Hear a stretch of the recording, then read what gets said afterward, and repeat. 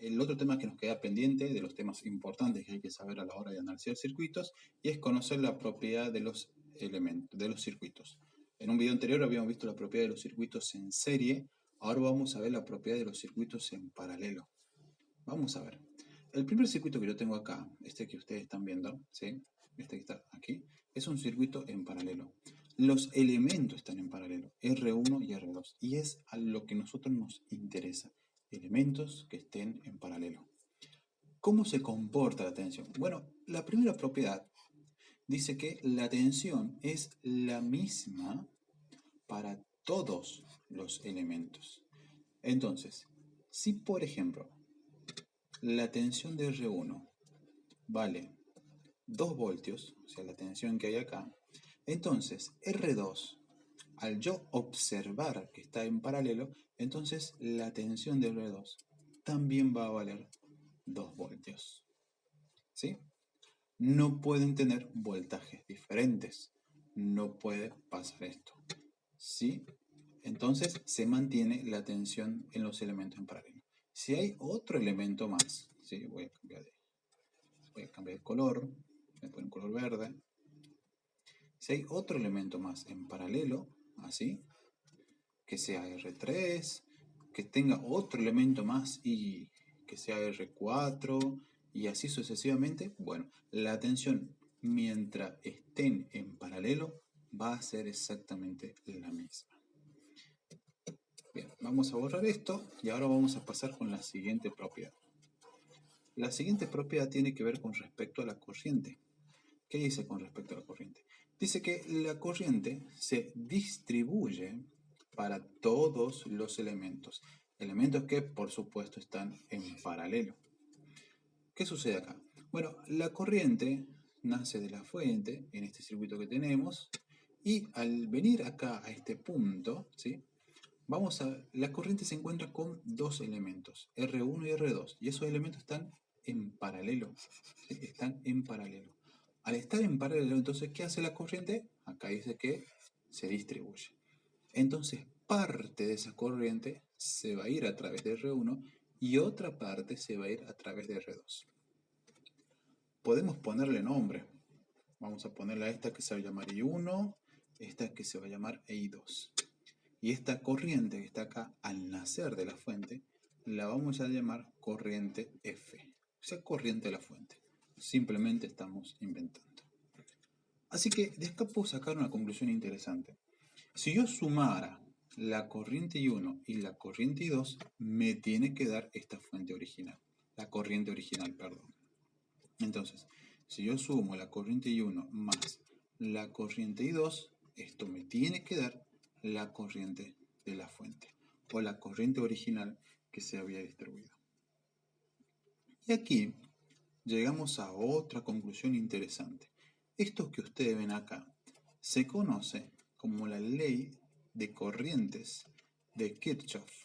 Kirchhoff o Kirchhoff para algunos, pero bueno, no importa. Lo que tiene que saber acá es que sumar esa corriente más la otra me tiene que dar la corriente original.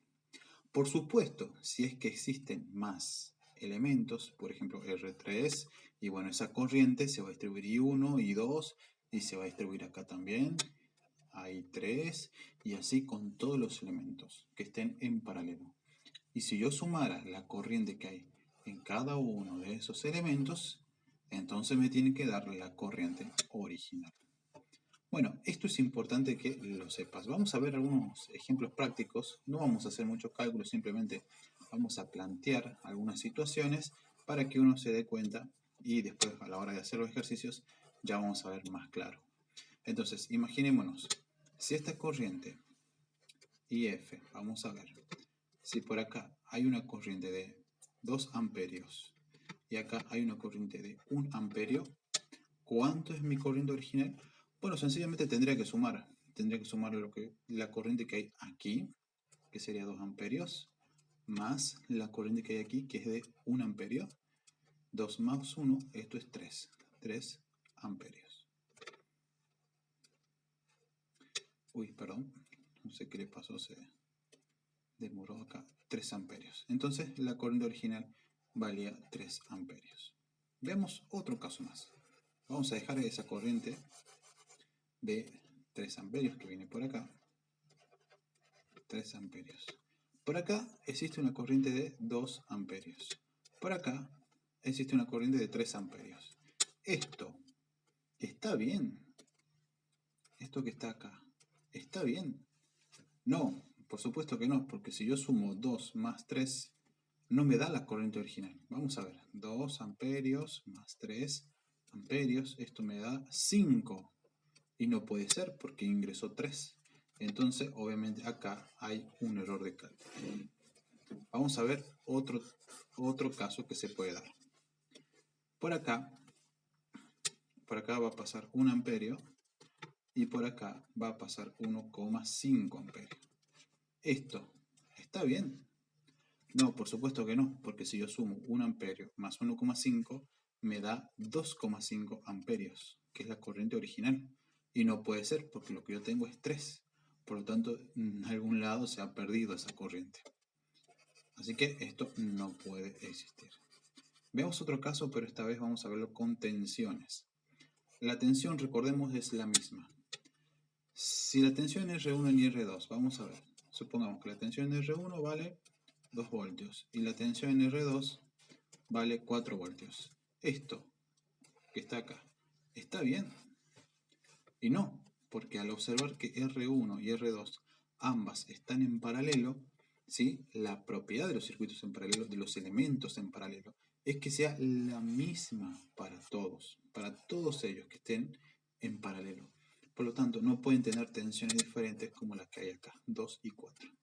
Esto está mal calculado. Así que bueno, eso ha sido todo para que nosotros peguemos un breve vistazo a las propiedades de los circuitos en paralelo y obviamente más adelante vamos a ver algunos ejercicios prácticos. Hasta aquí el video, muchas gracias y nos vemos para la próxima.